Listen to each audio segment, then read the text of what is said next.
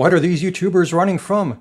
They're not. They're running to the worst Famicom cartridge in town. Yes, it's Takeshi's Challenge. This is really something. I should say this was one of the very first cartridges I bought just on a lark. That was years ago, actually. And this is despite knowing ahead of time this is one of the worst, most unplayable games ever made. But it may well be the first game that was made bad on purpose. Literally the first troll game. Now that comes down to the mind behind it, Mr. Beat Takeshi. He's an actor known for these very hard-edged, violent films as an actor-director, but he's also known for his comedy, and very specifically for his 1980s competition show called Takeshi's Castle, which you're probably more likely to recognize as m.x.c during those heyday of the Spike television. It was during that time in the 80s that a deal was struck with Taito to have him sponsor this game that he would have input into creating. And there's a great episode of Game Center CX that delves a bit into the game's origin by actually talking to some of the people who were involved at Taito. The real short version seems to be that having a very poor opinion of video games and the people who play them, he didn't have much in the way of a coherent idea of what the game should even be. So instead, the collaboration sessions involved them going out to drink while Mr. Takeshi would throw out random suggestions like, you know, you should be able to do karaoke, or a character should be able to drink to the point of blacking out. And they seem to have made the mistake of taking a lot of these suggestions seriously. Much more comprehensive history can be found, courtesy of Kim Justice, if you want to learn more. I'm actually curious to know if, over the passage of years, Mr. Takeshi's opinions about video games have changed, given that he now appears as a major character in the recently released Yakuza 6. It's actually funny to think that so many of the random things you can do in Takeshi's Challenge can also be done in the Yakuza games. Anyway, with all that being said, there's really only one thing left to do, which is to play the game. So in the words of Captain Teal, get it on! Alright, here we are, Takeshi's Challenge from Beat Takeshi, Taito, 1986. Here's our man, our dude, our unnamed Japanese salaryman. And this is the start of the game. It just jumps right in. No story, no nothing. You're just here in your office, your boss's office, actually. Now, the natural instinct would be to go talk to him and get your week's salary, but that's not what we're going to do here. We're going to walk out, and you can tell things are not going well here, apparently. I like how the line is also sort of drawn on the wall instead of the chart still. So we're going to leave the office, and we're going to make it for the bank. Now, you see the characters sort of randomly jumping. You can't just walk by these people. Like, they're physically in the way. You have to jump past them or let them jump to get under them. That's how the collision detection works in this game. So here's the bank. And we're going to walk to the last teller. And we're going to close out our account and get our money. It's about 50,000 yen. It's not a lot, but... Oh yeah, and that's the thing too. The two commands are jump and punch. And you can literally hit anyone in the game unconscious if you want to. So the best way to think of this game, I guess, would be something like Leisure Suit Larry, or maybe like Maniac Mansion, that kind of thing. It's an adventure game, basically. But it doesn't give you much direction at all in terms of what you're meant to be... Oh, these guys are attacking me. Yakuza. No, stop it. Okay, so we're at the Culture Club. And with the money we took out, we are going to learn... Whoops. To play the shamisen, which is that Japanese thing that looks a bit like an auto harp. Very distinctive sound, and that's good, apparently. Yes, we want to pay that amount of money. So now we've spent a lot of our money. That's fine. That's intended. Because apparently we need this skill later in the game, I think. I assume. I'm just trusting the FAQ on that one. And now our next stop is to go to the bar.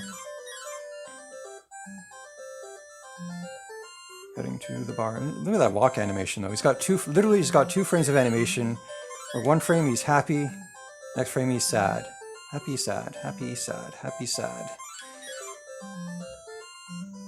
And we're at the bar with the karaoke and the lady who wants to mac on us. I don't think she... Oh, yeah, she does say something. I wasn't sure if she did or not. Okay, I'm sitting at the bar, and now we're going for Scotchy Scotch. And our intention here is to drink ourselves until we black out. Yeah, keep it going. Oh, we blacked out. And now we're home. Our wife is attacking us and our kids. Oh, what's the best way to solve this situation? Get a divorce. Oh, yeah, getting a divorce. And we'll give her the rest of our money. And now it's done. So our kids, she's left the house. And now we're going to leave the house, and our kids that look like the kid from Stranger Things, I guess. Or those super annoying internet commercials. Oh, no. Okay, so if you want to get rid of these guys, who's the guy who's attacking us, or anyone on the screen, just go to the menu, and they're gone. It doesn't retain them. Like, bye-bye, they're gone. Okay, so what is our next step? Oh yeah, we gotta go back to work, that's right. I almost forgot. That make him disappear. Oh, GC to reappear at the end. Okay, there we go, fine. Just ignore. Just jump. I only got 2 hearts of life left. Yeesh. Leave me alone. I'm just getting to work. Okay, back at the office. Yeah, the collision detection is really good here, you can tell. So now we're going to do the thing that you would normally do first, which is talk to our boss and get our week's wages. There we go. Stack of money. Way more money than we had in the bank before, that's for sure. And so now we go back to the boss and we quit. That's right, boss, we're quitting. And we get our severance pay. Severance. And you see how much more money we got. And if you go to the menu, the boss disappears because that's how this game works. It can't retain too many things in memory, apparently. Oh, and there's one other thing. Hidden money behind the fern. So now we're really set. And this is as far as I've remembered in the FAQ. There's something you have to do at the culture club, something else you have to learn at the cultural club. There's a bar that you have to do karaoke at. But there's also this bar, I think, is where you get into a fight with a thug. But you don't do that yet, I don't think. Oof. And then there's like an airport. I was gonna just get to the airport and call it quits, because there's not much else to see in this game. I don't think there's any other screens. Well, how do you even get out? Like, this is the weird thing. Like, okay, so this is the sushi bar. And now we're out of it. Like, I couldn't just walk to the end of the screen. I had to go somewhere in. Oh, man. This game is something. Don't play it. I'm just going to quickly get to the airport and call it quits. If you're expecting anything exciting, I hate to let you down, but I just wanted to at least show you the giant cake. Except I think it's supposed to be a person. The first time I saw this, I thought, is this like a giant strawberry shortcake? You can move it by hitting it, but then, oh, it's actually a person. I guess it was one of those priests, I guess. And this is the airport. And these are the flights going to Atlanta and to the NBA, I guess, and to the TNT network.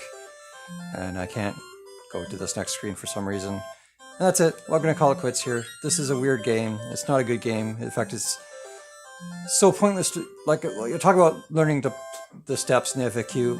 The whole point, to get to the end of the game, you just get beat Takeshi scolding you for wasting your time playing this game. That's what happens at the end. So we're not going to waste our time playing this anymore. Let's bump out of this and get you home. Okay. All right, and that was Takeshi's challenge. The value of owning this card is definitely not in the playing of it, but in just what a unique and strange place it holds in gaming history.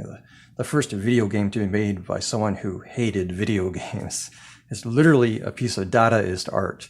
Anyway, thanks for watching, and what do we always say? Don't get eliminated!